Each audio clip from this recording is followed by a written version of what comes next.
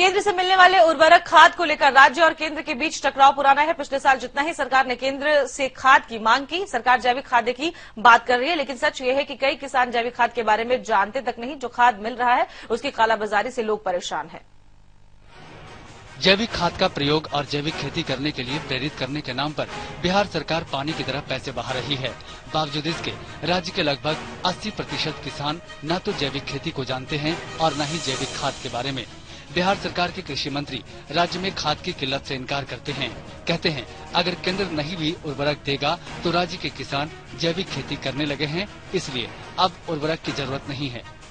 अब रासायनिक खाद का प्रॉब्लम नहीं रहा कि किसान रासायनिक खाद का उपयोग कम कर दिया, इसलिए अब वो जो देते हैं हमारा काम उसी में चल जाता है और हमारे यहाँ बड़े पैमाने पर जैविक खाद का उत्पादन हो रहा है और किसान जैविक खेती की ओर अग्रसर। कोई शिकायत नहीं है खाद को लेकर? कोई शिकायत नहीं। किसानों की समस्याएं कृषि मंत्री के दावे को खारिज कर देती हैं। खाद की कालाबाजारी हो रही है। जैविक खाद की जानकारी कई किसानों को है ही नहीं। खेती जैविक खाद से नहीं किए हैं तो उससे हमको क्या पता है कि क्या फायदा है न है। करेंगे तो वही ना फायदा होगा, जानकारी होगा। कोई फायदा जानकारी नहीं है। यूरिया खाद की जरूरत है अभी? यूरिया खाद अभी तो DAP का जरूरत है, यूरिया की भी जरूरत है।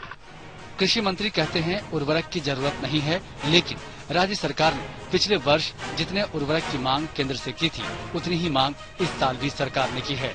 खरीफ और रबी दोनों फसलों के लिए पिछले साल राज्य सरकार ने 22 लाख मीट्रिक टन की मांग की थी, जिसमें लगभग 20 लाख मीट्रिक टन खाद केंद्र से मुहैया करवाया गया था। DAP की मांग भी पिछले साल राज्य सरकार ने 6 लाख मीट्रिक टन की थी, जिसमें लगभग 4 लाख मीट्रिक टन मुहैया करवाया गया था। इस वर्ष भी उतनी उर्वरक की मांग की गई है।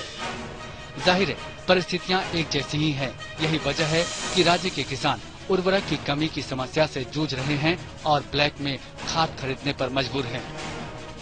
आज जैविक खाद कहीं पे देखिए, घूम भर के जैविक खाद कहीं पे तैयार कर रहा है। सब बस यूरिया वही DAP।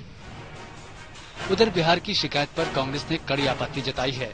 कांग्रेस ने आरोप लगाया है कि नीतीश कुमार जब खुद सरकार गिरने की बात कर रहे हैं तो ऐसे में किसानों को जैविक खाद का लॉलीपॉप देकर उन्हें बरगला रहे हैं। सभी जिलों में खाद की कालाबाजारी बड़े पैमाने पर हो रही है। उसका होर्डिंग्स हो रहा है, छुपा के रखा है। उसको क्यों नहीं पकड़ते? जमाखोरी को क्यों नहीं हटाते आप? किसानों से मनमानी कीमत वसूला जा रहा है, ये सबको पता है। एडमिनिस्ट्रेशन के नाक के नीचे हो रहा है सभी जिलों में। जब आपकी सरकार गिरने वाली है तो आपकी इस तरह के कि आप नया नया खाद लाएंगे, जैविक खाद बनाएंगे या लोगों को बांटेंगे, इस पर लोगों को भरोसा नहीं। दिक्कत यह है कि किसान खाद की कमी का रोना रो रहे हैं। कालाबाजारी बड़ी समस्या है।